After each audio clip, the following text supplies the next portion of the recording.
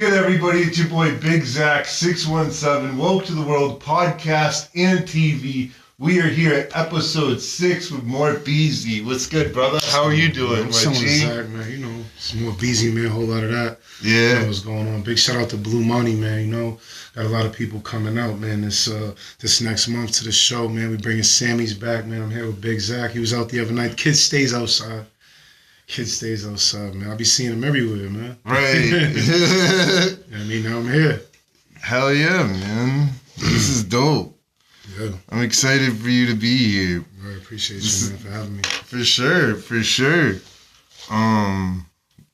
So we're just gonna kind of like dive right into things as far as like music and stuff, you know? Okay. I started last week with a pretty bold question, so I'm gonna start this week with a pretty bold question. Okay. What do you think newer artists are missing? Oh, that's a good question. I think newer artists. Wait, from where? Does it matter where they're from? It doesn't matter where they're from. What do you just think that newer artists are missing that they're not doing that they should be doing? The newer artists, I feel like that what they're missing is more experience in life, especially the younger ones, because they're not barring them down. They're not as lyrical as they used to be. Mm-hmm. I feel like it's a bunch of like nursery hickory dickory rhymes that I'm hearing these days. Especially a lot of these drill rappers. No disrespect, you know. I support everybody's talent and I respect what you're trying to do, but we want some substance in the music. Like they missing substance. Facts. You know what I mean? Because they missing a story behind the music. You know what I'm saying? Because a lot of dudes, you know, they come out, they start rapping, and you're like, yeah, well, all right, where's he from? That's why I said, like, from where? Right. We talking about from New England, or we just talking about worldwide? Yeah. You got to have a story. I'm not saying you had to go to prison or do nothing like that, or had to go through anything crazy in life. You could have been born into money and still got a story. You know what I'm saying? So a lot of dudes, they start rapping, and they don't really got a story behind them. It's kind of boring. You know what I mean? Like they need substance in a story. You know what I'm saying? They need a background check. You know what I mean? They need to be somebody that, okay, like for me, for instance, I came out from prison and started rapping. I already had a story. Right. That's why they're like, all right, we know he could rap. Let's see who he really is now. They got to shed some layers, and they need more content. Like dudes want to get on stage. You ain't got no music out. Right. Yo, put me on your set. You'll do a song with me. It's like, yeah, pay me. Like, I got enough content out. I did more content in one day than some people do their whole career. You know what I'm saying? Like, for real, man. They need more content, more substance, and they need a story behind their music, and they need to get more lyrical, man. They need to go bar for bar, man. All that hickory dickory rhyming shit, that's just dead, gang. Yeah, I hear that. 100%, you know. I mean, as you know, like I'm pretty hardcore, like hip hop fan. You know, I like East the lyrics. Yeah. Like, I like that lyric shit. You know, when I first started like listening to rap and shit, I was listening to like West Coast music. Like when I first started listening to rap, like I was listening to Ice Cube. Right. Oh, wow. So it's like I didn't listen to Ice Cube. I was more seeing him in movies. I'm from the era where he started doing movies. You know? Once he made Friday, it was like I didn't listen to Ice Cube's music. Yeah. Yeah, man. So I might be a little younger than you, I assume. Yeah. But yeah, man, for real. Ice Cube's a legend, man. Right. Yeah. So underrated. Ice Cube's one of the best. He burnt Eazy-E. Right. He burnt them. He torched them. They tried to come at him. He shut all that down. Right. He's fire. 100%. He's smart too. And I mean, now shout out to him, man. He got the big 3 going on. Like he got a lot of Ice Cube's lit. I hear a lot of people say they fuck with Ice Cube, so that's different. Right. Word, I like that. Hell yeah. Like Ice Cube was like my introduction to like rap music. Right, that's a good introduction. Yeah. Like it was like West Side Connection. Yeah, right. You guys kicking the doors down there. Yeah. So that's it's just like Word, that's dope, man. What was like your song of like introduction to like rap music? My introduction to rap music was Tupac, Biggie. Yeah. But the thing that made me want to rap, I always say this, I said this a few times, is DMX, man. DMX is like he's one of the Ja Rule a little bit too, but DMX was like one of them dudes that he just brought it out of you. He was just so aggressive. It didn't really matter what he was saying, just the way he said it. Right. I feel like he mastered the way to say things and not what you're saying, but how you're saying it. Because he used to bark He used to make sounds, Right? Like growl. He used to make you feel like he used to bring that dog out of you. You know what I mean? Right. So yeah, DMX is like my real introduction to wanting to be a rapper, and I say hip hop all around hip hop. You know what I mean? Mm-hmm. Word up. 100%. You know. Shout out to him, RP him. You know. I feel like Onyx is a lot of influence in there too. Oh, yeah. You know, because they got like that. Finger. They got that griminess and stuff too. You know. Yeah. So. The movie Rotten was Let the Boys Be Boys. Yeah. Damn. I didn't even know. You know, it's so funny we talk about Onyx, right? Yeah. I remember when I was like probably like I don't know, like 5-6 years old, and that song was always on the radio. Yeah. In the 90s, right? Because I was born in 89, so I was probably like 5-6. Yeah. Like 94. And I didn't really know nothing about rap, but they said every like family trip me and my peoples would take, I'll be in the back of the van singing it the whole time. I don't even remember that. Yeah. You know what I mean? That's how 100%. Old it is. Shout out to Onyx, man. Right. Bro. I love that shit. Yeah. I found they used to have like an underground hip hop store in Boston, like that was on Huntington Avenue. What was it called? It was called the Underground Hip Hop Store. Oh shit! It was on Huntington Avenue, and I saw Onyx there. Like, did a meet and greet with them there, and they did like a small performance. But like a backyard performance. Like it was like a store, right. But it was a very small store. Right. So it like, must have packed it up, right? I didn't even know that. Wow, that's crazy.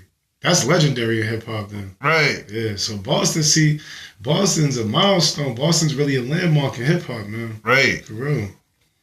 No bullshit. 100%. I didn't even know that. Why, look, you put me on this shit. Crazy gang. Right.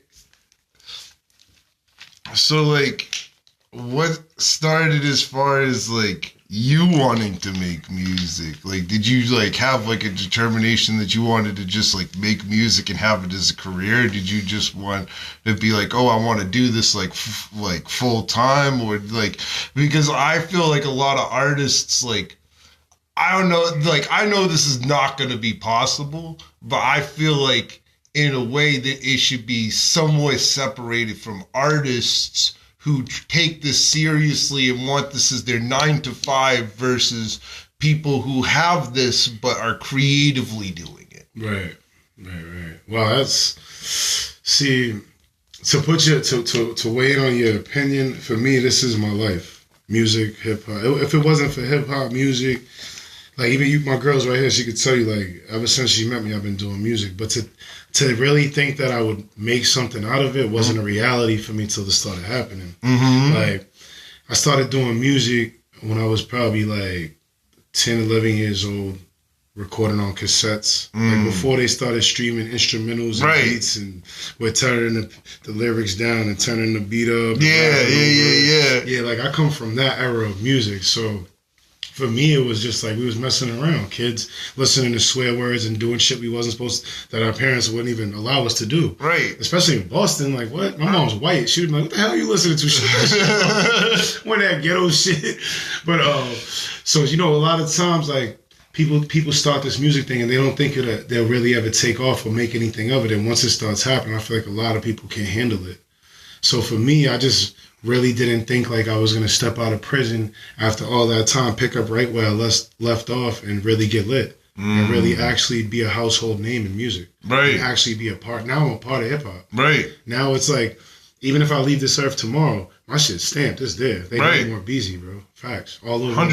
The world. That's the crazy 100%. Like for me, like that part was kind of like, wow, I didn't think I could affect so many lives. And then coming out in this era of social media is crazy because when I went to prison, we were still looking at road maps. Like the GPS on the phone just came out. Right. You know what I mean? Like you shut your phone off, you're lost. You know what I mean? Like, so you could rarely, like, it's so easy. I feel it's easier for dudes like me now in this era of music to be heard. Especially when you're good, when you're nice at it. You know 100%, 100%. Because a lot of these dudes come on and they're like, oh, I just started. I'm like, yeah, I could tell you just started.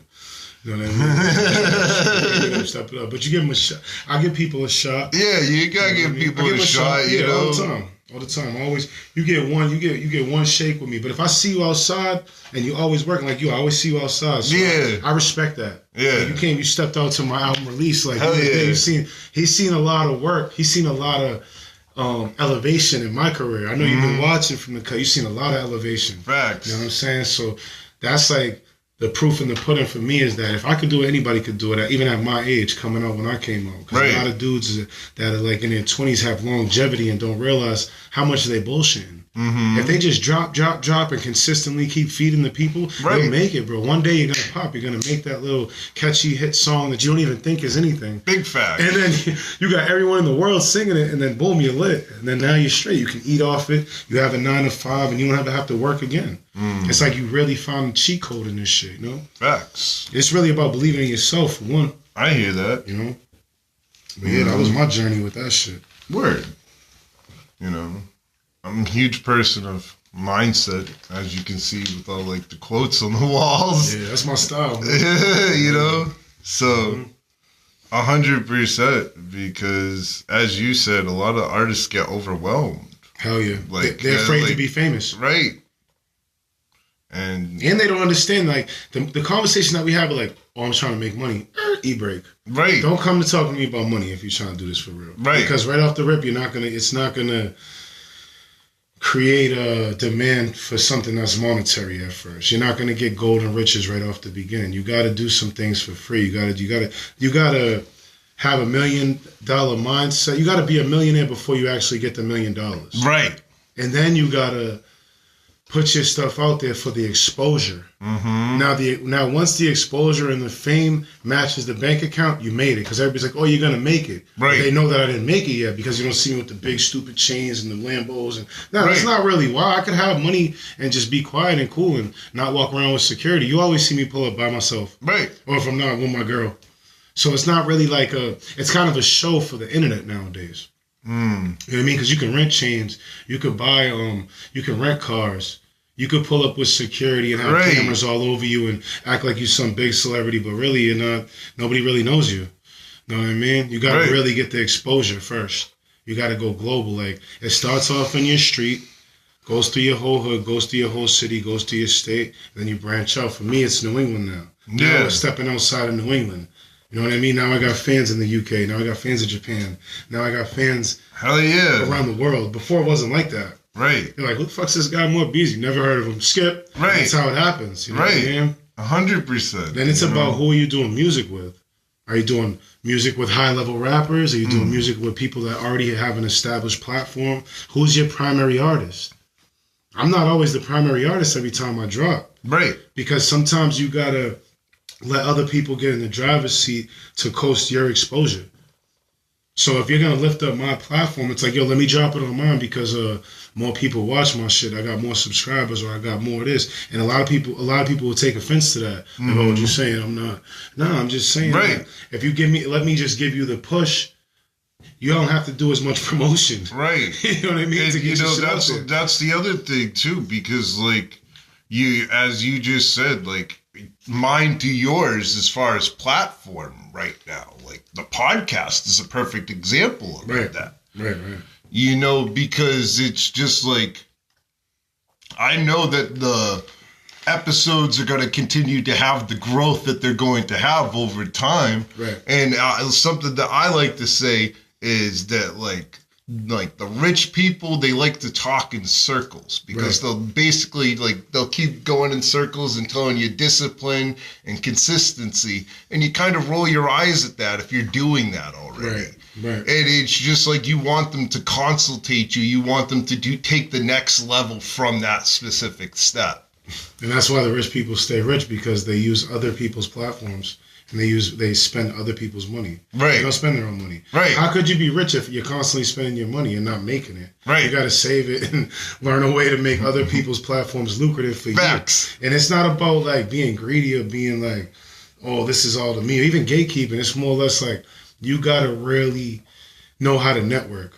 Like if you put me in a room, even if I'm not performing, there's been shows you see me. I'm not always on stage. Right. But I'm there getting numbers. I'm there getting IGs. I'm there talking to people. Oh, you know such and such. And then boom, we're on a platform. Right. Boom, I'm on a podcast. Boom, I'm on another show lineup for somebody else. Oh, this guy's giving me $500 to do a feature. Oh, he's giving me $1,000 to do a video and a feature. Oh shit, we just made some money now. Right. And that same thousands getting reinvested right back into the fucking music. Right. Because this is my life. You know what I mean? Facts. So the only circle I'm taking you on is the same people that you see outside being consistent. Those are the people you fuck with. Yeah. You know what I mean? That's why when I see you outside, I'm like, this dude's always outside. I gotta see what's going on with him. Yeah. And then I tap in with you, bro. Oh yeah, and bro. I've never been an artist to be ashamed to say that someone's more established than me. Mm-hmm. It's okay to say that, bro. You've been doing it longer, especially if you've been doing it longer. Mm-hmm. So that's why I always say catch up. It's like really a mindset. I hear that. Catch up is like literally a mindset. It's like more or less like I got some catching up to do too. I just spent 13 years in prison. Right. From 2009 to 2021. Think about that. Yeah. All that time. So I missed the whole spark of the social media era. To come out here and dominate it is crazy. Right. Now, a question I have for you, like 13 years is a while. Like what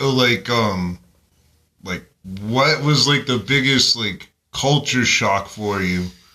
Like when you got out, like what was the thing you were most amazed by, like right off the rip? I was most amazed that I went to my oh god, that's crazy. I feel like I said this before, but because I had this same question being asked to me about culture shock. It was culture shock, but I wasn't surprised. It wasn't culture surprise. Yeah, it was culture shock because I was shocked to see motherfuckers that was on the same corner. When I got locked up. Yeah. Then I got on the same fucking corner doing the same shit. Right. That shocked the shit out of me. I'm like, all they did was gentrify my neighborhood. They didn't really take nobody out. Yeah. You know what I mean? So when I see the same people standing on the same corner doing the same drugs with the same thing, and it's just they go by a different name now. 100%. I'm like, bro, I know you, gang. You're like, oh, you're such and such. Yeah. I go by a different name too. Like they just recreated themselves. Yeah. So to see that still going on after being out for almost 5 years, it's kind of like, it's depressing, bro. I just wish, that all that time that them people did spend on there, if they would have gave me that time out, we would be having a different conversation. Right. You know what I mean? We'd have a different conversation right now. Right. They wasted a lot of time out here. I was surprised at all the time people wasted. Right. You know what I mean? And then sitting in prison, see, y'all went through the COVID pandemic thing out here. It's different in prison. We were the first ones to get the vaccines. We were the first ones to not know what was really going on in the world. Yeah. Like when it first happened, I didn't know what the hell that was. You know what I'm saying? So to come out here and see it and see how people are, I'm like, y'all are wasting fucking time. Right. Y'all are bugging. Word up.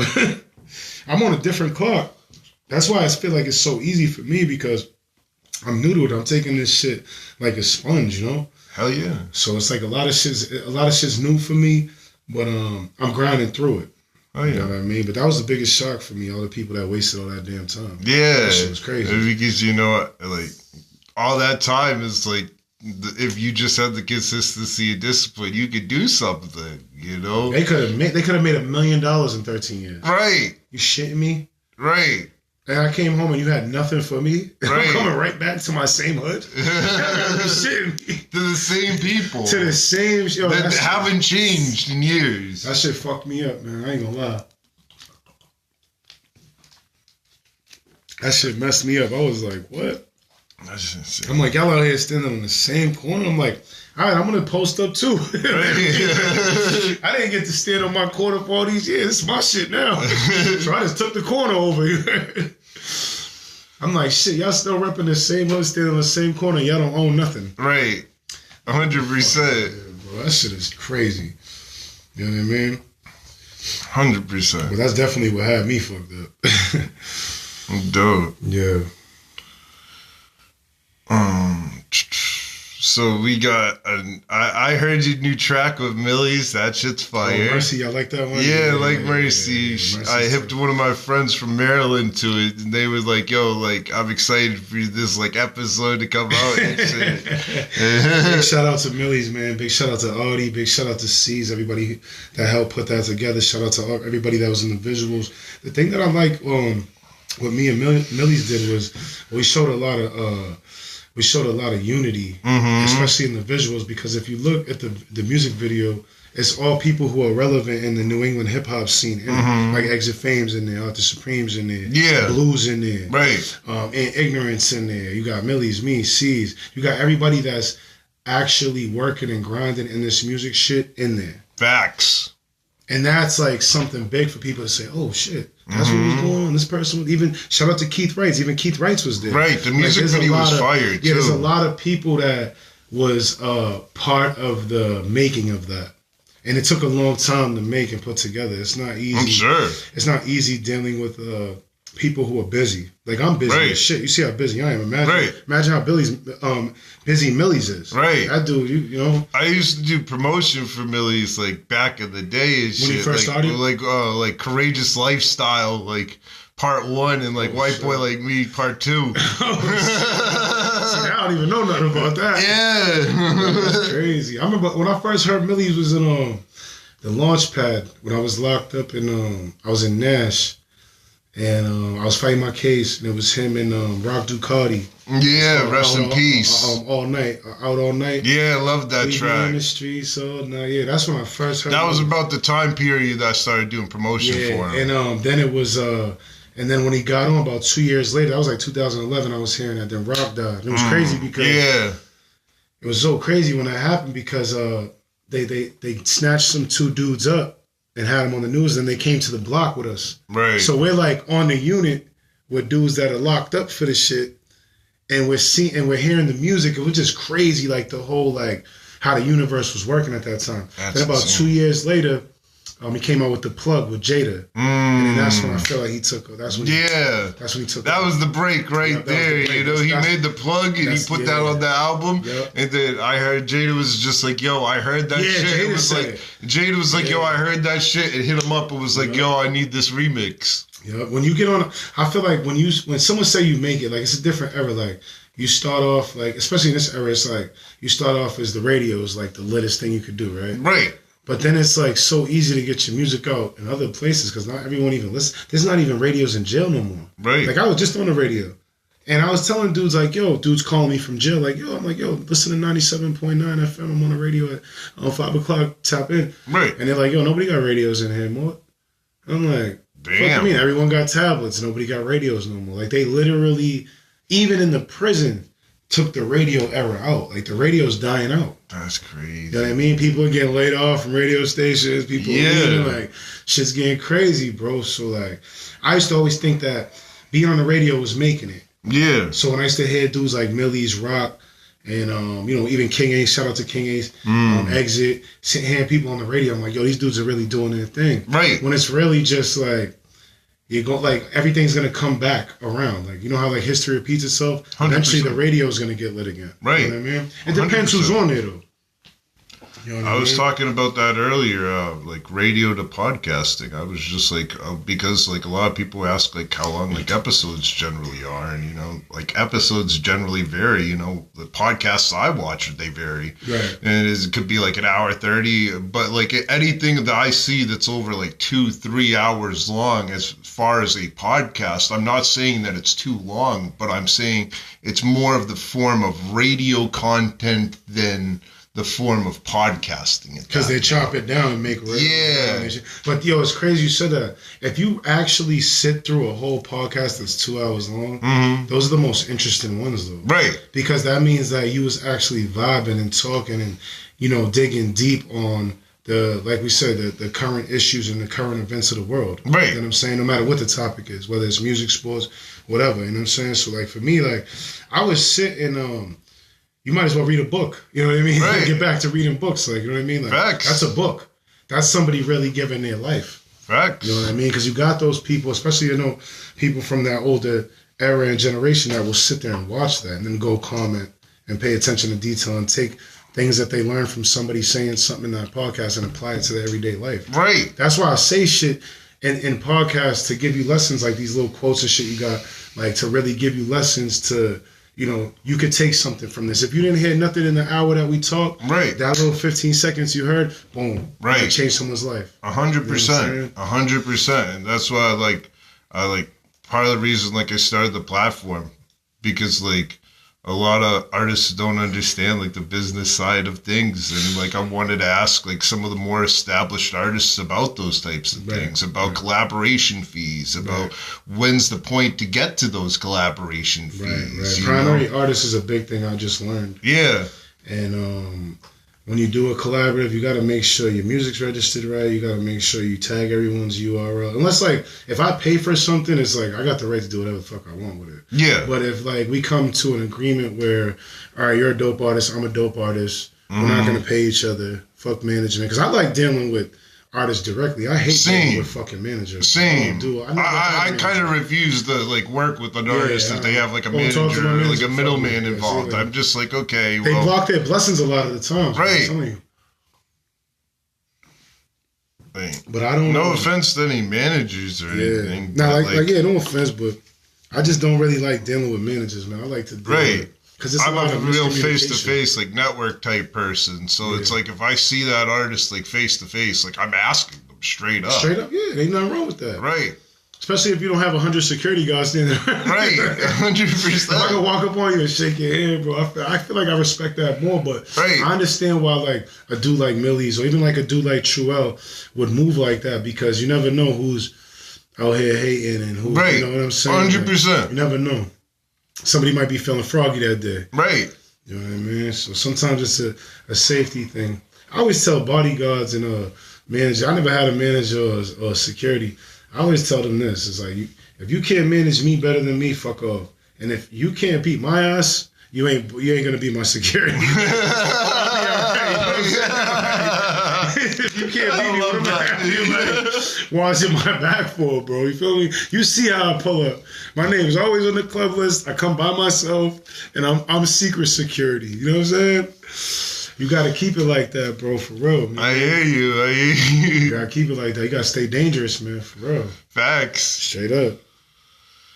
I hear that. Because it'll make me feel like, I'm not, no disrespect to anybody who walks around security, but that shit make me feel like a sucker. Like, I don't need no niggas to... All right. You know what I mean? But if you get so big that you can't, like, when you really make it and you're so big that people just run up on you and you're like, it's different. You need that sometimes. Yeah, 100%. Because you got some crazy-ass fans that, they jump on stage and they start acting crazy. 100%. You know what I mean? Yeah. But even that, so you got to embrace your fans, too, man. It's all about the fans, bro. Word up, because if it wasn't no fans, it wouldn't be no me. Right. You know what I mean? I remember when I first got out, and this dude from Wildin' Out hit me up on Instagram. He's like, yo, I like your content, man. I think I can help you build up your career. And he was like, yo, he was trying to make me pay for something. I forget what it was. I didn't pay him, but he said something to me. He said, where's your fans at? And that shit stuck in my head. At that time, nobody knew who the fuck I was. I was just starting out. Yeah. Bro. Right from that day, I took off. I was like, I'm going to start creating a real fan base. And that's what I did. Oh, yeah. I got all my social medias right. Boom, then I met Stat Gold. Shout out to Stat Gold. Stat Gold was like, yo, put everything on all platforms. And that's what I started. Because I was just like a YouTube dude. Like, I'm a YouTuber. Right. I'm like, that's how I started. Right. I started out vlogging.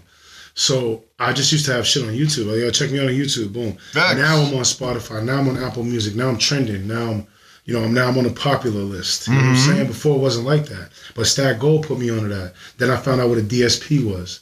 You know what I mean? A distributor, like DistroKid, TuneCore, United Masters, whatever distributors use. Then I found out what a BMI was. Then I found out what, how to register my music, then a URL. Yeah. And then a primary artist. Now I know the business. You know what I mean? Now I know how to make money. Now when I go to my account on Distro, I can withdraw some funds out of there now. Right. There's a couple dollars in there. You know? Now we streaming, you know what I mean? Yeah. So yeah, man, I learned a lot, man, stepping out. Hell yeah. And I didn't need no manager, no bodyguard to tell me how to do it. You know what I mean? I hear that. It's crazy, Straight up. Is that, as far as that goes, man. Good for you as far as, like, where you're at as far as, like, YouTube and shit. Hell yeah. Now, I see what you do, too, so I know you can relate. Hell yeah. Yeah, I see what you're doing, man. Appreciate it, man. Because there's a lot of platforms that are underrated. So we gotta lift each other up, bro. Right. Word up. Like, I don't want no money. I don't care how much money's in your pocket. Just put me on your show. If your shit's dope, your shit's slapping. Right. I've been in a group chat with you for like a year. Right. Why wouldn't I? Why wouldn't I? Networking. I mean, there's other people I want to network with too, but you know. Right. 100%. Shout out to the What the Helly group chat. Yeah, facts. It'd be wrecking there sometimes. Oh, big wreck. Yeah, shout out to No Kings Day, you heard? Yeah, big wreck around the city. Yeah, man. You know. That's an inside joke, yo, man. But yeah, I mean, like, collaboration is everything, you know, as we were saying earlier. Like, if we collab together, we have a higher chance of doing like what we want to get accomplished for ourselves, you know? And the thing I always notice about the big thing for me at networking, right, is if you don't like capitalize right away on like going like back and forth with someone, be like, yo, we should make a track on this. If you don't like approach them or like follow up with them like the next week, you kind of just let that contact sit there for a while. And you could have a very valuable contact, and that contact could slip away in that sense. So it's just like in that sense, it's just like that kind of like scares me in a sense is when you go and you do the networking thing, because you know you look at it and you're like, okay, I can get this contact is phenomenal, and then you can lose that contact because it's been so long since you connected with that particular person. Right. It's all about the follow up. So, yeah. You know how many times that happens to me? Dudes like, yo, do a track. All right, send a beat. All right, send it open. Right. I'll go burn it, send it back. I drop it, and they never drop it. Right. I'll be like, all right, I need my verse back. That's what I want something else. I'm not. Right. Like, I'm not wasting my time. 100%. If you're doing music with more, we're dropping. Just know that. Right. So don't send me no 100%. trash. 100%. Straight up, gang. You speaking my language right now, for real. Right. Word up. Word. Shit. If you want to come through and freaking tear the out Caribbean at some point. Oh, yeah, that shit look like, yeah, man, it's a graveyard in there. We got to bring that shit to life. We need some life in there, man. I got 100 artists. Yeah. I could break through here. They would love this. Hell yeah. You do engineering too? You engineer? Yeah, a little bit. Yeah. You too? Oh, he's the mastermind. Yeah. That's the Wizard of Oz? Yeah. Oh, yeah, all right, man. Shout out It's to Professor X right there. there. Yeah, we got Professor X in the building, man. Yeah. Big shout out to Professor X, man. Oh, yeah. Nah, we definitely going to bring somebody through here. That's a fact. Oh, yeah. I got that. Word up. We got to shift into sports now, you know? Oh, shit, this is your favorite segment, huh? You know? Yeah, man. Let's talk about it. Let's talk about it. Where should we start? You know? Let's start with a bar I said on Banks, right? I'm gonna grab a wheel on this, right? Mm-hmm. I said now the hinges coming off the doors. Draft day out in Seattle. Guess we can't win them all. Yeah, man. Okay. Yeah. Let's talk about these Pats, man. Like, yeah. I don't know if just because we lost, it don't mean we can't talk about them. That's true. That's true. A lot of people, it's real touchy. A lot of people get a little. Facts. I'll be getting heated about that shit. I know that shit for a fact. I'm gonna take a shot for the Pats. I gotta take a shot for the Pats, man. Right, you know, I'll be getting mad heated about the Pats, man. The way I feel is that they upgraded their defense. They got a lot of valuable pieces as far as like pieces that we got rid of. We do need a 1,000-yard receiver. I'm not holding my breath for A.J. Brown, but I think they're taking the Red Sox approach for things as far as... Hollywood? No, A.J. Brown. Oh, A.J. Brown, okay. Yeah, so, like, I think they're taking... Wait, where'd he come out of? A.J. Brown's a beast. He's at the Eagles right now. Okay. Wasn't he in Tennessee or no? Yeah, he was in Tennessee with Mike Vrabel, too. Yeah, that's my boy. Yeah, I know what you're talking about. He's a beast. Yeah. Yeah, he's nasty. So, like, I'm not holding my breath for A.J. Brown, but, like, at the same point in time, I feel like we cut Diggs to bring him back on a 1-year type shit. I don't even know why they cut. I feel like he got the little curse everybody gets. Yeah, you know. You know, the little Taylor Swift curse. The right. little Kardashian curse. I hear Cardi that. B, you know what I mean? Like, yeah. I feel like he got the little curse. But, you know, with him, it's like, throw him the ball. Right. Like, they didn't even throw. It was a ground game. Right. That shit was the worst Super Bowl I've ever seen in my life, gang. That shit was I terrible. had a hope that we could win the game up until Drake May's like first interception of like the third quarter. I was just like, up until that point, I was like, we just need that defensive turnover. We never got that defensive turnover, and like this defense all year was known for getting those turnovers. Right. So I was expecting that big defensive turnover, and it didn't happen, and the team just got worn out because they had to keep playing. And then, like, we got smoked at that point. Crushed, gang. That dude, whoever that running back is, man, number 9, I think his name. Yeah, he just signed with the Chiefs. They cut. They always do that. Yeah, they won the MVP type shit, and he just signed with the Chiefs. Yeah, man. Who's that? Andy Reid, Chiefs. Yeah, Andy Reid wanted him, huh? Yeah, Andy Reid was like, nah. Andy Reid and Patty. When Patty comes back, they don't know if Patty's gonna start the season next year. That's terrible. What happened to Kareem Hunt? He went to Cleveland or something. Yeah, he went to Cleveland, and then he went back to the Chiefs. I think he's a free agent right now. Yeah, Kareem Hunt was nasty. Man. Yeah, he was. Him, Tyreek Hill, Patty Mahomes, Travis Kelce. That was a Kareem Hunt. Oh, if he hadn't like. Smack up that bitch. Yeah. Like, he had to be right, though. Like, we really could be talking about, like, a dynasty, though. I know what I'm talking about, so I know like, sports. As far as, like, football and shit, like, we could really be talking about, like, a Chiefs dynasty if, like, he didn't do that shit. No, we could have talked about a Chiefs dynasty if Tom Brady didn't go and show that young boy what was going on. In that league. Yeah. I don't care if he was at Tampa Bay. He did his thing, right? Right. I was a Brady fan. Like, right. I didn't care where he was at. He could come to the league right now. I was broken when Brady left, man. I was like, yo, like, he's dead to me. I buried my Tom Brady jersey type shit, bro.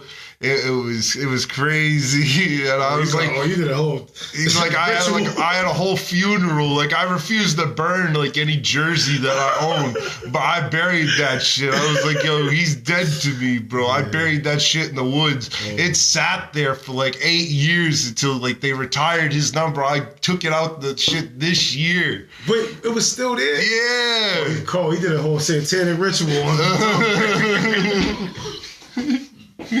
Oh, you would die. You would die. Yeah, it was still there. I got that shit. It was fucking, I was like, okay, like he retired, like a patriot. We have a statue of him now. But one thing I was saying is just like, I know he's like part owner of the Raiders and everything now, but he's like originally from LA, West Coast, right? Yeah. But like, now that he's part owner of the Raiders, it just seems like he doesn't care about the New England Patriots for that aspect of things. Like, and like maybe that has to do with Mr. Kraft. Maybe that has to do with Bill. Maybe I was gonna say it's a Belichick thing. Yeah, but Belichick, like, man, them dudes, man, they gotta just swap it out. Yeah, right. They just gotta go swap that out, man. I know when Brady was playing, it was like he just couldn't lose. Right. To the point where they thought he was cheating. Right. He was just nasty with it, bro. I'll never forget Deflategate. Right. Deflategate was such a huge deal.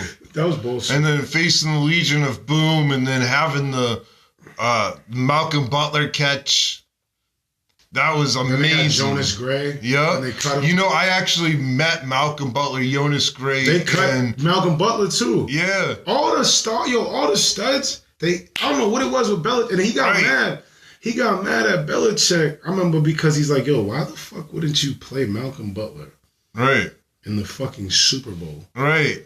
The benching fucking Eagles. Yeah, when Nick I hear Foles that. Dusted them. I hear that. Shout out to Jalen Hurts too, man. Shout out to Philly. I gotta give it to them. Yeah. They the runner up. It's the Pats and Philly for me. Yeah. Philly's nasty. I'm an Alabama Crimson Tide kind of guy. So I like love Nick Saban. I'm big on anybody who comes out of there. Yeah. You know what I mean? When Mac 100%. Jones came to the Pats, I was a cheerleader, gang. I was like, yeah, he better go. He better make it happen. But he ended up being a flop. Yeah. You know what I mean? But, and he's doing decent elsewhere. But they were saying that when Belichick didn't play Malcolm Butler, remember he was like late for practice or some shit? Yeah. When he didn't play Malcolm Butler, I heard Brady was just like going off on him. Like, bitch, what are you doing? Like, what the fuck? This is the game on the line. 100%. Why wouldn't you have your best back out there? Right. Your best CB out there, bro. Right. Nasty. literally won you a Super Bowl. Mm-hmm. Literally the reason why we won that Super Bowl in, what is it, 2014? Yep. Yeah, but literally the reason why. Russell Wilson had it. Pete Carroll's dumbass. I called it Pete Carroll. Yep. Dog, hand that off, gang. Hike that. Hand that off. 100%. Why the fuck would you throw that? Right. You threw it away, bro. 100%. He said, how you going to throw it all the way when you got beast mode? Right. You said you better off throwing some Skittles at him. You said throw some Skittles at him. Right. Like, what's wrong And ever with you? since that interception, Russell Wilson hasn't been the same quarterback either. It's like he got cursed with that one interception. He should have audibled it, not listened He literally got cursed with that Marshawn one Lynch was scoring interception. that touchdown. Yeah. Even if they went for it on fourth, he was scoring that. The worst thing was Atlanta, though. Matt Ryan. Yeah. Hey, Matt Ryan. Oh, man. That was the meltdown of the Yo, I had century, the bro. whole Walpole. Bro, listen, I'll never forget that Super Bowl. I didn't see it. I heard it on the radio. Yeah. I was in Walpole on 10 Block. And everybody was like, who do you? Everybody all did it because everybody was betting on Atlanta. Yeah. I was the bookie that year. Bro, I just thought it was over. I just said whatever. And then That's boom, they crazy. scored that touchdown. Boom. Yeah. They scored that next touchdown. Bang, kicked a couple field goals. I'm like, oh shit, hold on. Right. Then he just went for it. Yeah, let me get the ball. The whole team went for it, and they scored. I'm just like, yo, it was game over, bro. I want mad money. I want mad money that year. Hell yeah. Ball in 2016, 2017. Yeah. Ball on him. Facts. You heard? I think Julio Jones ain't been the same since that either. Yeah. Because that shit's crazy. He's a Bama boy, too. Mm-hmm. So he was like, I was a fan of Julio, but he couldn't finish. Brady's just a GOAT. You would have thought Brady played defense the way they talk about him. Right. Yeah, Brady's just People nasty, don't talk bro. about Dante Hightower enough when we talk about those Super Bowls, too. Right. He had crucial sacks in all of them. He had the one in the 6th, the 5th, and the 4th. Yeah, he had the stoppers. Yep. What he did. I remember watching Brady. I remember when Brady, 2001, they played St. Louis. I think it was 2001, right? Was it 2003? Yeah, they played him in 2001. Yeah, and everybody was on some Kurt Warner shit. Great show on turf. Drew Bledsoe got hurt. Yep. Brady came in, 12th round draft pick out of Michigan. Wolverined him. Yeah, game over. That was like that was where he started. Big facts. That was the run. That was his run. Right. I'll never forget that, bro. I was probably like 12 years old. Mm-hmm. I was watching that. That's before I started getting in trouble. But yeah, I'm a big Brady fan, man, sports fan. It was funny because before Brady came through, everybody was on some Cowboys. Everybody was on some Emmitt Smith. And right. Yeah, everybody was on, what was his name? Who was a quarterback from Dallas back in the day? Troy Aikman. Yeah. Everybody's on some Aikman, Emmitt Smith, and then it was Steve Young. Facts. And it was like Jerry Rice. You know what I'm saying? Then it was Barry Sanders. Like everybody was like, that's before fantasy football. Right. They should have had a fantasy league back then. You know what I mean? Right. Like, you know what I'm saying? You got a lot of dudes like it was nasty, bro. No bullshit. Like I was kind of like hip to like football a little bit from like I was watching like the Disney movie like Little Giants and shit. Yeah. And like I wanted like I wanted like the Cowboys to win because I was like a person who like always like kind of cheered for the bad guys. Yeah. In that sense, like.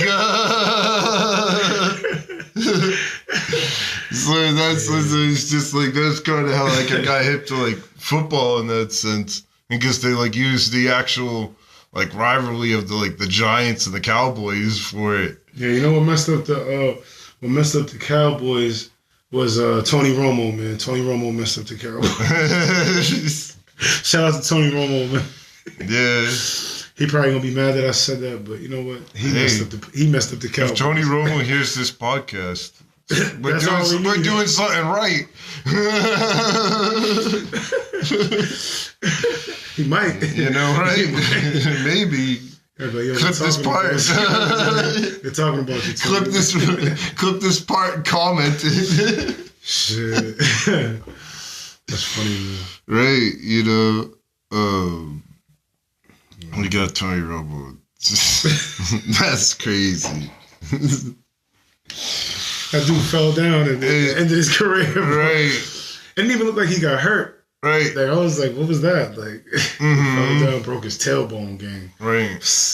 And then you got like Eli Manning type shit. Eli Manning's nasty. Yeah, that's like, the Brady curse. Yeah, the Brady curse. Can never get over Eli. The crazy part is like he finished his career 117 wins, 117 losses type nasty shit, bro. That's 100. Yeah, 100% a 50-50 career with the two Super Bowls over the go. That's crazy. He's really nice. I think he did what? Peyton got 2 rings too, right? Yeah. Yeah. The Indy Colts and Denver. Mm-hmm. I think that Denver Super Bowl was kind of, Yeah. And then Seattle beat the shit out of them. Right, the year after that. That was crazy. Right. And then Seattle comes back right and off faces the us. First snap. And then Seattle came back and faced us the next year. That's when Russell Wilson became a shell of himself. Yeah, that was a good game, bro. Nah, he got the Sierra effect, yeah. Yeah. Facts, dude. Russell Wilson got the Sierra effect game on dub. That's crazy. See, man, Giselle must have been doing something right, man, because Tom was winning for many years. I don't think Tom spent too much time with the family, to be honest. I think it was like, okay, like I'm gonna focus right now on football. I have the off season for that, that's what I think. No bullshit. Word. In that sense, things. Yeah.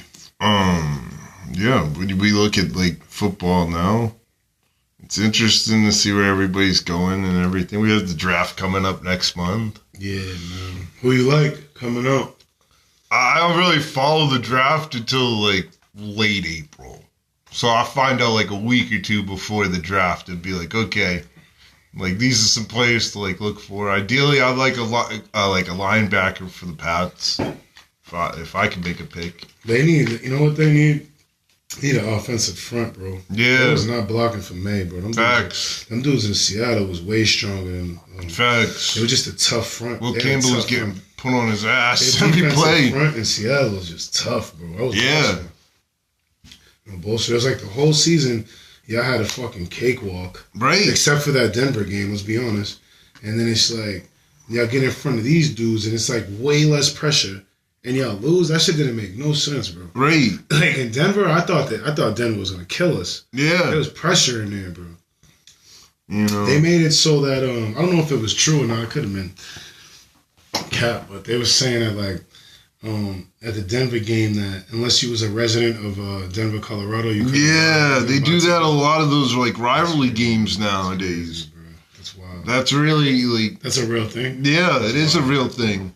I thought that was cap. And it's cap because it's just like if you don't know anybody out there, right. Like you could really be screwed and not get the ticket to that game. So what if you bought shit. Season tickets? So it's like if I had a relative that like lived in Michigan and I wanted to go to a game in Detroit, like I would have to be like, okay, like have them mail it to the person in Michigan's address in technicality.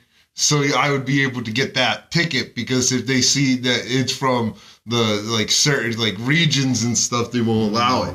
No, that's crazy. I didn't even know that. Yeah, I thought that was. They do it. They do it sometimes during. They only do it during like playoff games for the most part. Oh, okay. Yeah, that makes sense because you can't buy a season playoff because you don't know who's gonna win. Right. That makes sense. Obviously, like when you buy season tickets, like. You're the first one to get like access to your seats when the playoffs do come around, but right.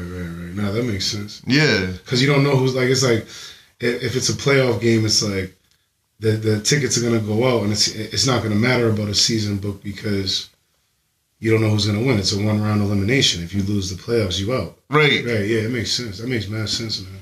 Because I didn't think about it like that. Because I always felt like the NFL was fixed. Right. For some reason. Because I was gambling.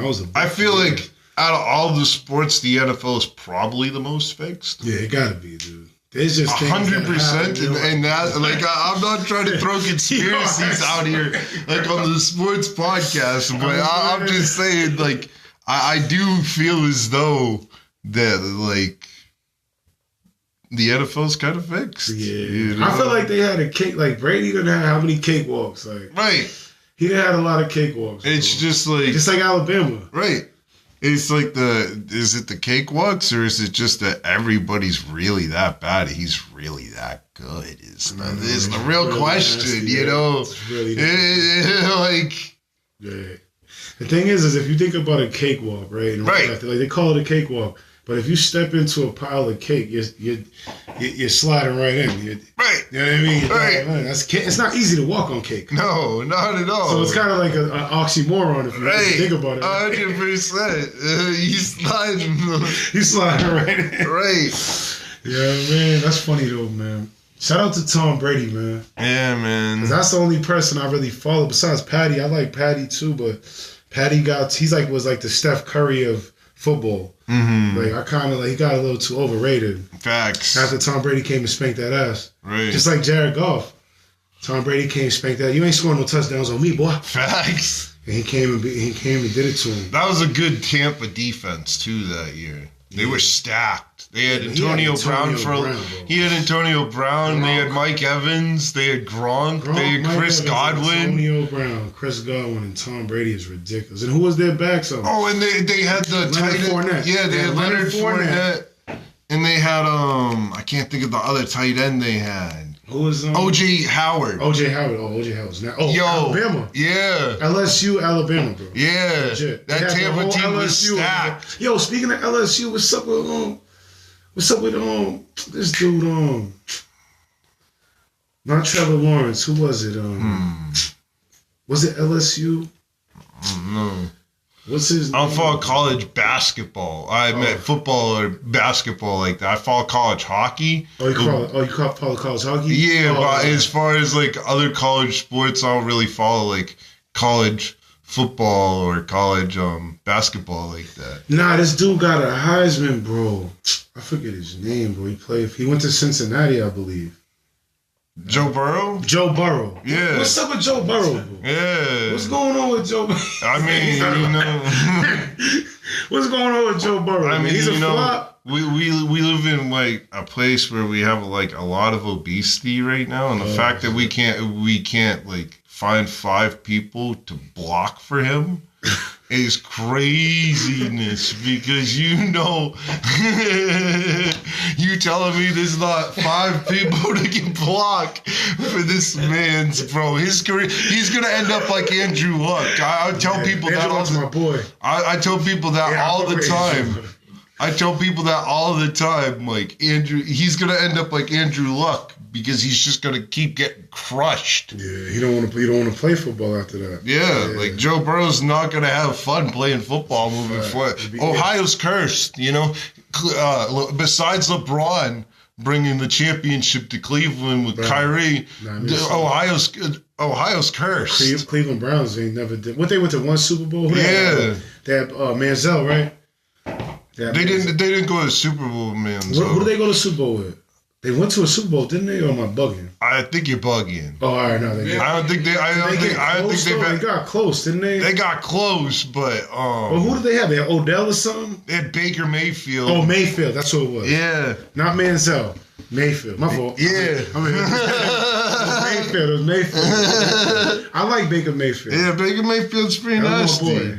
I ain't gonna lie. I like Baker Mayfield too. I'm a big Myles Garrett fan. Yeah, Oklahoma, right? He played for? Yeah. Baker Mayfield, that's my boy. Huge Myles Garrett fan. That's why they did Jalen Hurts. They went, Alabama. I didn't like when Alabama took Jalen Hurts out, sent him to Oklahoma, and then he went and did his thing. And then what happened? Right. Tua came and he was a flop. Right. Tua came in the league and he was a flop, gang. And then what happened? Jalen Hurts won a ring. Mm-hmm.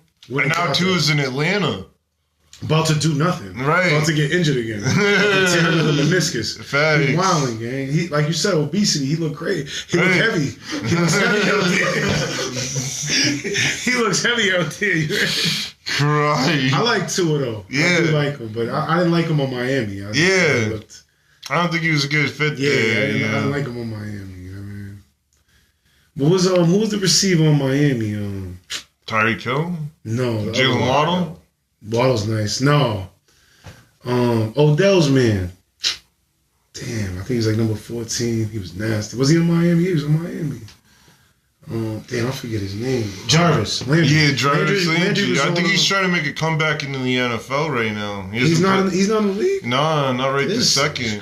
What is going on in the league, bro? Yeah.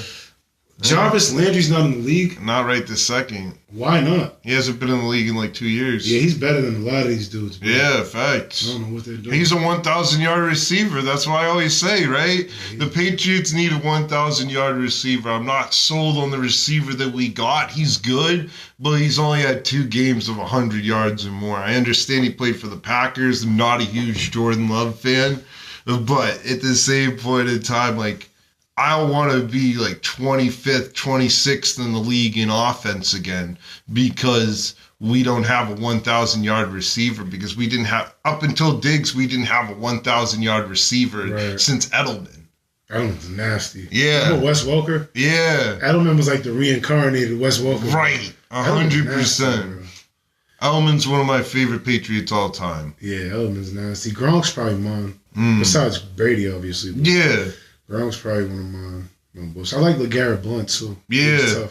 I went literally a week after 2014 in the Super Bowl. I went to like some kind of like fundraiser and got a football. I literally just found like this week. Wow, and it was signed by Jonas Gray, LeGarrette Blount, and Malcolm Butler. And it was literally like a week after the Super Bowl. Was it? So it was the time that it was around the time Jonas Gray did that like 300 yards. Yeah. 4 touchdowns. He killed him. Yeah. And then he got benched. And then he killed him. That's the Belichick shit, though. Right. That's the Belichick shit that Brady. I could see Brady being a boss. Like, but you see that same shit happened the year we're talking about with the Bucks and the Chiefs game. Yeah. Because when the Chiefs and Bucks played each other during the regular season, what happened was like Tyreek Hill set some kind of record. He got like 250 yards in that game. He was getting crazy. Yeah, didn't like a fan throw a bear at him. Like they blew the Bucks out, and everybody was like, "Okay, like pump the brakes on the Bucks here." Yeah, but now that's a regular season game. That's the thing. It's different. It's a playoffs the first time. Yeah, that's a fact. No bullshit. But like, it's kind of crazy when you see like how the defense played them the second time around, because like the defense from that standpoint during the regular season looked awful. That does not look like the same defense that they played in the Super Bowl. Yeah, that strength and conditioning coach stepped that shit up. He was like, yo, y'all better go out there and kill him. Right. He's working out. Facts. They probably made them fast for 3 days straight. Big facts. Shit.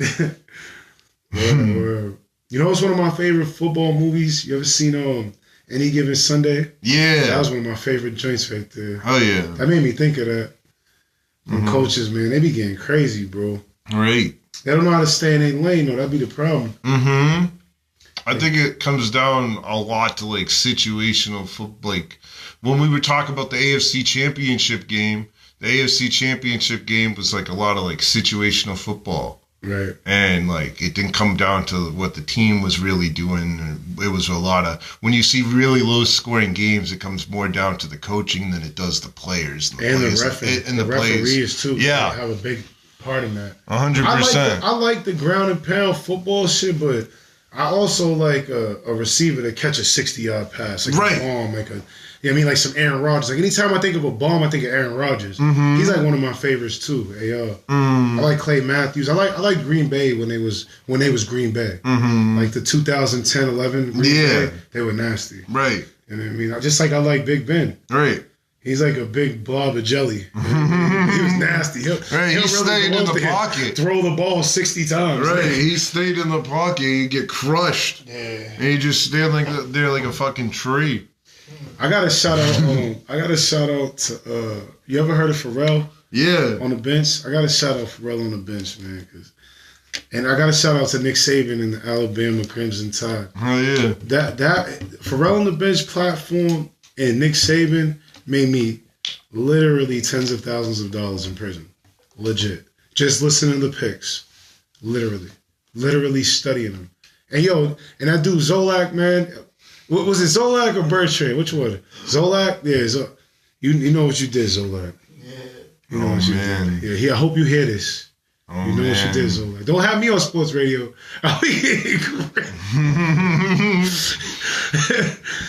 Shit. That's crazy. Yeah. And how are we feeling about the Boston Celtics? It's Jaylen Brown. That's my boy. Yeah? Yeah. My last name's Brown, man. That's my cousin. No, I was just joking. Nah, but him, they're nasty, bro. Right. They learned their lesson. They got schooled. Curry schooled them. Mm-hmm. And they came back the next year and trashed it, and then they did their thing. Right. I mean, I like them a lot, man. I like what they're doing. They're a young team. And they got, like, I feel like when I first heard of Jaylen Brown and Jason Tatum, I felt like they were no names. Right. Now they're superstars. See the elevation of their career. Right. You know what I mean? Because you have your regulars, LeBron. You have your regulars, LeBron. Yeah. Steph Curry, Kawhi Leonard. You have your regulars, and then it's like Jaylen Brown and Jason Tatum. You're like, oh shit, Jamal Murray. Right. This one coming out but you got your regulars, so it's like LeBron's like. I feel like LeBron's gonna be playing till he's like 50. Yeah. I don't think LeBron can handle it anymore. Like, I think I want to see him go to Cleveland for 1 year, retire in Cleveland. Yeah, that's what that's what I would like to see. Personally, I don't think he's gonna go too much further. As far as Bronny James, how you feel about Luka? Luka's nasty. Luka's my boy. I ain't gonna lie to you. Luka's nasty. When the Celtics played the Mavericks, see, I'm a big Maverick. I swear I tell people I'm from Dallas. Yeah. I'm a big Mavericks fan. I got Cooper Flag on my fantasy score, you know? I know what you're doing. Yeah. See, the Dallas Mavericks, when they played the Celtics, I felt like no matter who won, I won. Yeah. So it was a win-win for me. So a lot of people didn't understand why I didn't care. I was like, right. But when the Celtics won, it was just more of a... The Celtics wanted to only win. It wasn't that it was securing being a number 18. I think the Celtics fans really wanted to say "fuck you" to Kyrie. That's what I firmly believe. Bro, he did some. Let's talk about Kyrie. Let's talk about Kyrie. When he went to Duke, right? Kyrie was in Duke.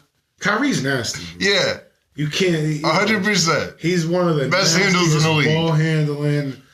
And he got a lot of good fundamentals. He's a great passer. Right. He I don't know about the shot, but he's coming in and he's smacking a 15-footer every trip. Fact. And he's small. He's a small guy in the league. Mm-hmm. So I like him a lot. But I just feel like he had too many trades. Like he went to too many different franchises. Like if he would have stayed in Cleveland and just kept it G, I would have respected him more. Right. You know what I mean? He went to Dallas though, and it's just like, wow, that dude's just he's not playing like right. And then they get to the finals, and we're like, okay, just like he did at the Celtics. Yeah, right. Who was that other dude? The white dude that he hurt himself at the beginning of the year. Gordon Hayward. Yo, Gordon Hayward snapped his ankle, bro. Oh my god, D Wade was still in the league at that time. Right, snapped his ankle. His foot was like, did you see that? Yeah, bro. Oh my god, I like Gordon Hayward though. Yeah, I liked him a lot. He was playing for the Jazz before, right? Yeah. Yeah. He's nasty, bro. I like Gordon Hayward. What's up with him? I don't think he's in the league. Damn, he's not even in the league no more. I don't think so. Wow. Who's your besides Jordan? Yeah. Besides LeBron and besides Kobe. Mm-hmm. And take Steph Curry and KD out too. Mm-hmm. Who would you say was your favorite player in the league? Vince Carter. Vince Carter's nasty. Got that. Toronto. Master. Yeah, Vince Carter's definitely nasty. Yeah. Yeah, he got that. My second answer would have been Melo. Oh, Melo's. He ain't never seen a bad shot. Right. Melo's tough, bro. Even Kobe said it. Kobe's like, yo, Melo is... right. He's tough. Allen Iverson was probably my number one. Yeah. Allen Iverson, yeah. He's definitely... Iverson would be my number 3 of mine. I like Shaq, but the thing with Shaq is like it's almost like a cheat code with Shaq. Yeah. You know what I mean? It's almost like Shaq, it's like just hand him the ball. You know he's gonna dunk it on somebody, you know what I mean? Yeah. But there's a lot of big men also that are trash of the league. You know, we look at how hard the Celtics praised Taco Fall. Like Taco Fall was 7'6". Yeah, like the dude was 7'6". He like couldn't even. Giannis was banging on him. Right. It's like, come here, bull. Right. He ain't have nothing for Giannis. Right. He wasn't working out. 100%. Yeah, I mean, you know who's a sleeper? Who's one of my sleepers? Brandon Ingram. That's one of my. I traded Brandon Ingram this year. I got Julius Randle in trade. Where's Julius Randle at? Julius Randle's on Minnesota right now on the Timberwolves. Shit. I remember when he was on the Lakers. Yeah. Yeah, Julius. Yo, Lakers had a squad gang. You know who's my man though? Jimmy Butler, man. Hell yeah. Jimmy Buckets, man. Jimmy Buckets destroyed his leg this year for Golden State. Yeah. Destroyed his shit. Just like Clay did his last year over there. Mm-hmm. Yeah, he's nasty though.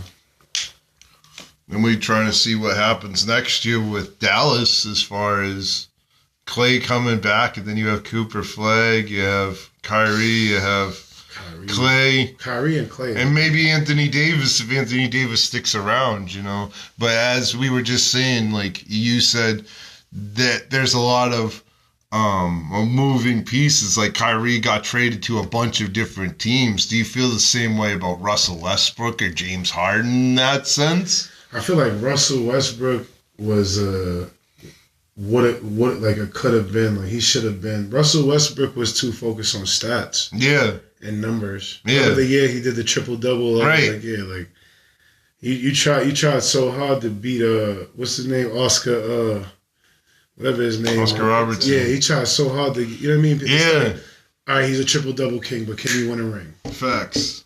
It's like what when they talk shit to Charles Barkley. Right. They on the Charles Barkley show. Charles Barkley's, he was a beast, he's dumb, he's a Hall of Famer, he's all that, yeah, but Shaq be like, yeah, I got that jewelry though. Yeah. It's all about that. Facts, it is. It's all about that because jewelry. me and Steck were talking about that a couple days ago. It's just like in some instances, you know, Robert Ory's better than Carmelo Anthony ring-wise. Right. He's better than Michael Jordan ring-wise. Let's talk Bill Russell. Bill Russell is the all-time GOAT. Doesn't matter. It doesn't matter Larry Bird. About the Plumber era. Oh, Larry Bird can't dunk. Right. Larry Bird will shoot your lights out though. Right. Did Bill Russell not face Wilt Chamberlain at some point? Wilt Chamberlain, Oscar Robertson. Like, right. Chamberlain had, 100 points by himself? Like, that's crazy, bro. Jordan. I would have absolutely loved to live through that time period of being a Celtics fan. The thing is they was more tough. Like, the refs weren't. I always hear a whistle. Mm-hmm. I'm always hearing a fucking whistle. Right. Like, let them dudes play, bro. You right. know what I mean? Like, I hate that shit. I hate that shit too. You gotta cradle them, even in football. And like, I understand like the whole like rest thing.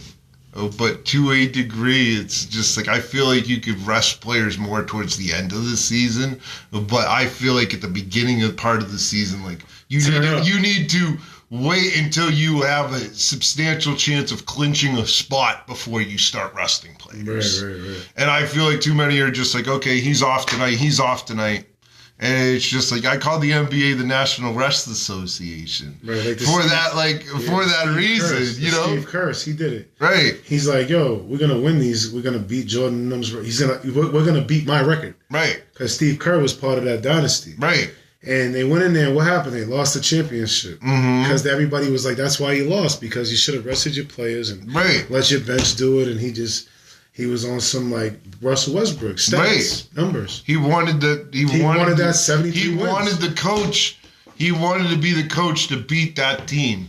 And knowing it made sense though. And knowing that he already has a ring from that team, and he wanted to be the coach to have the ring after that. That's some egotistical shit right there. That's some egotistical shit right there. They also like ESPN and all those other places, like they really made a lot of money off that, because now they got whole segments, 73 reasons why you like the Golden State Warriors. It's like shit. Like now we got a whole segment for you. Right. Now it's something that's going to be talked about in NBA history, but everybody's going to say this. Where's that ring though? Right. He went to that thing and LeBron and them schooled your ass. Kyrie, really, he exposed Kyrie that game. I ain't going to lie. Kyrie schooled him. That was one of the illest back and forth years. Like those years were crazy. That was a dope era in basketball.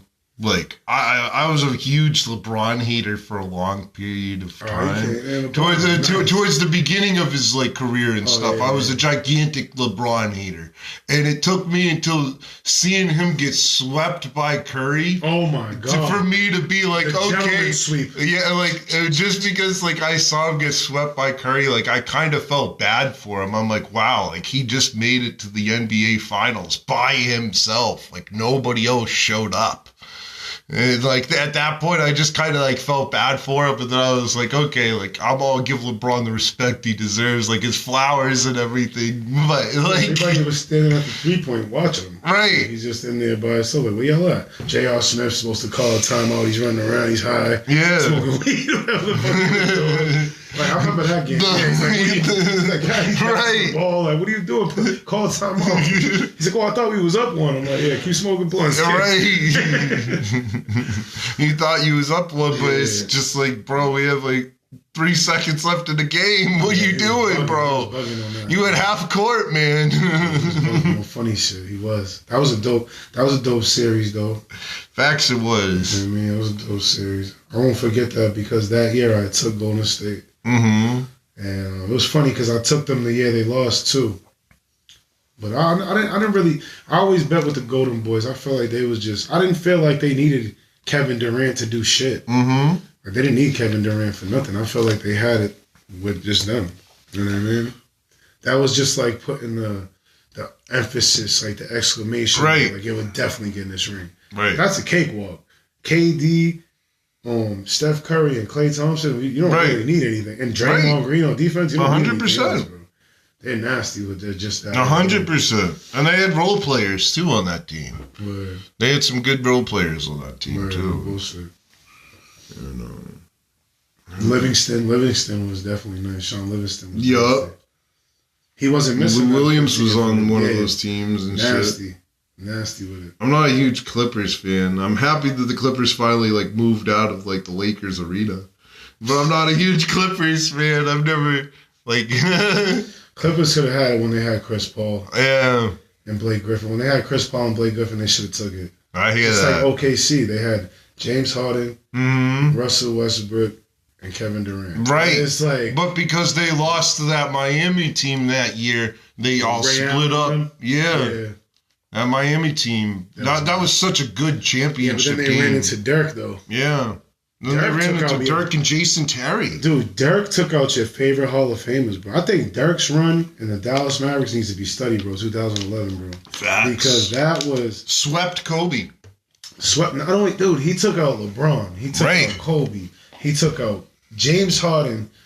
Yo, he took everybody out. Everybody. It was craziness. I feel like it was like single-handedly, too. Right. His team was not that great. No. Yeah. It was literally Dirk and Jason Terry. And Jason Terry came from what, the Celtics? Yeah. Yeah, that was crazy. Yeah, I fuck with Jason Terry, too. Yeah. Jason Terry came from the Celtics and part of that trade that we had when we got... Can you believe that, like, that trade, like, that Danny Ainge made back then is, like, panned out to Jaylen Brown and Jason Tatum now? Danny Ainge is like, that is truly incredible, like, to think. It's just, like... And we got a championship out of it as well. Right, it's just, like, never thinking about Paul Pierce and Kevin Garnett trading them and then taking those 2 picks into superstars. I feel like they got that championship because of Rondo, though. Yeah. Rondo was like the clutch player that he was the one like distributing the rock. He was the fundamentalist. He was the one that had the little swag. Mm-hmm. Like, you know, out of the big 3, he was the youngest and he was the most agile. Right. In that, you know what I mean? So I feel like it... Well, he wasn't considered part of the big 3, you know, it was Allen, Pierce, and Garnett, but we all know who was distributing the rock, Rondo obviously. Should have been part of that. Yeah, 100%. Ray Allen, I won't say it wasn't Ray Allen. Ray Allen's definitely part of the reason. Yeah. I feel like it was more like Rondo. Rondo was the one. We had a lot of size back then, too, because we had KG, we had Perkins. That's the Kobe era, too, so you don't got no That slouches. was Kobe's MVP year. Yeah, you don't got no slouches. You know? On the Kobe. And then when Kobe came back with vengeance in 2010. Oh, he killed them. Destroyed them. And I was just like, bro, the only person that Kobe really had on that team was Paul Gasol. Right. Like maybe maybe Derek Fisher. Yeah. But like the only two people that were really noticeable, like everybody was kind of like, oh, like Kobe kind of did this run by himself. It was kind of like that run, and I was talking about with LeBron when he got swept by Golden State. Yeah. Yeah, it was a gentleman's sweep. I ain't gonna lie though, Curry and them were just nasty. I'll never forget when OKC had them 3-0, remember? Right.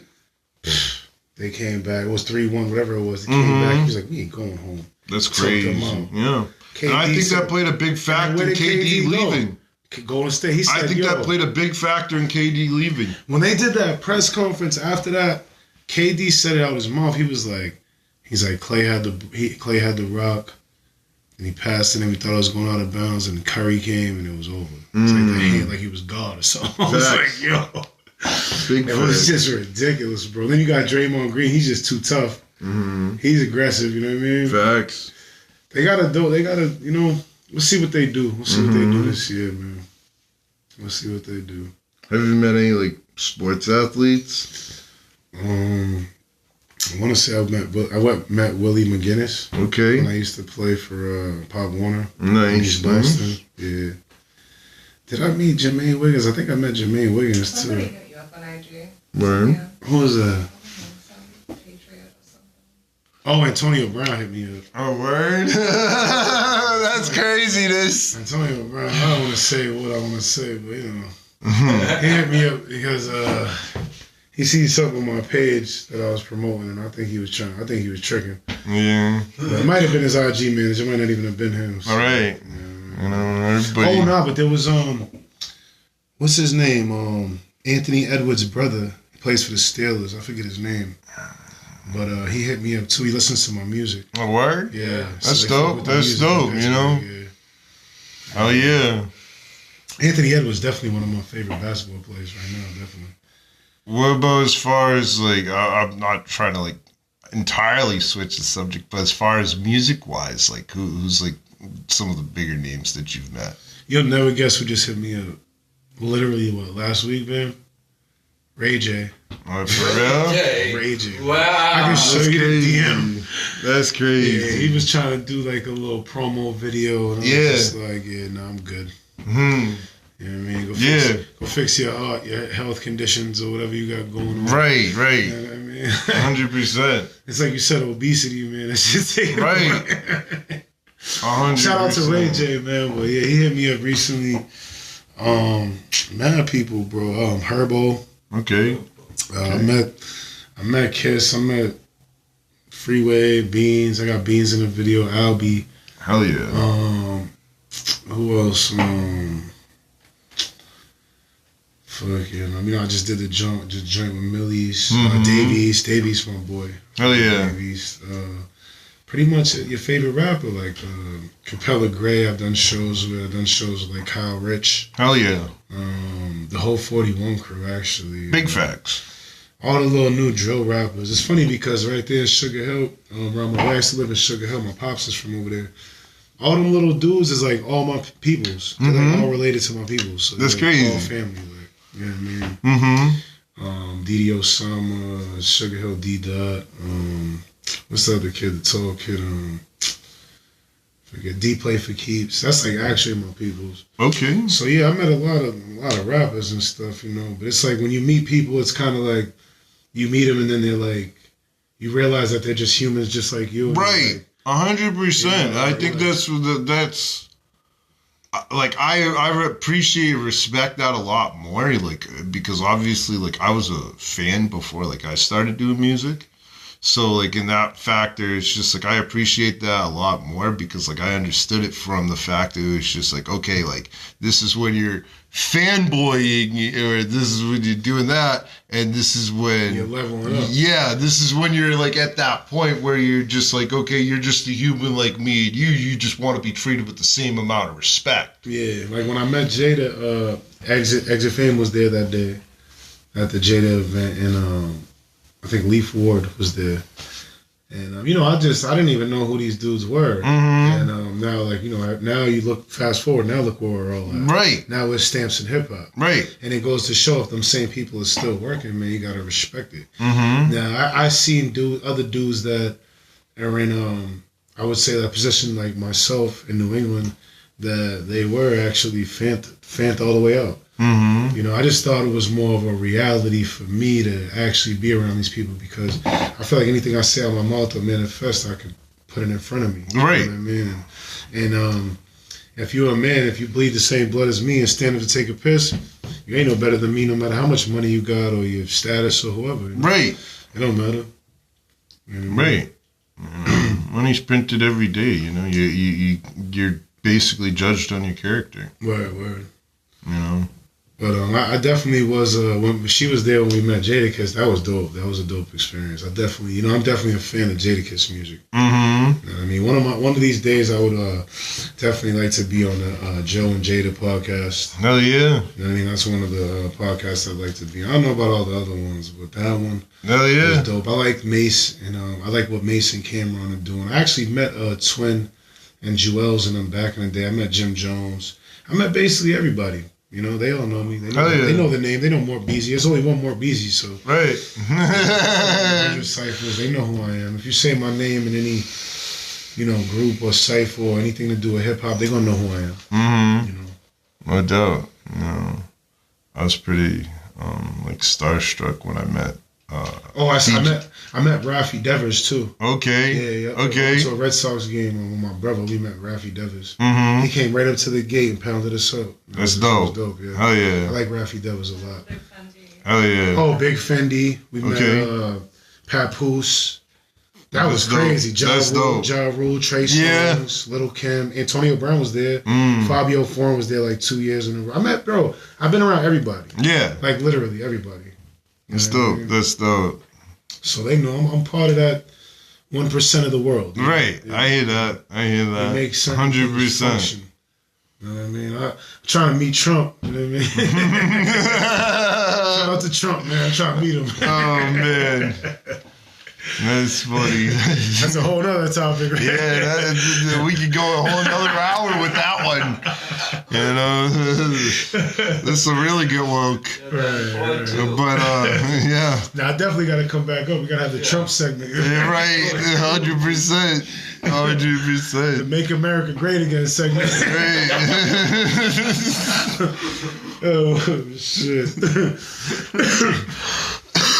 Nah, man, but yeah, and one thing I learned is, like I said, we all humans, man, and as long as you pop your eyeballs open tomorrow, man, that's all that matters. It don't matter how much money you got in your pocket, man. Facts. Straight up. Money.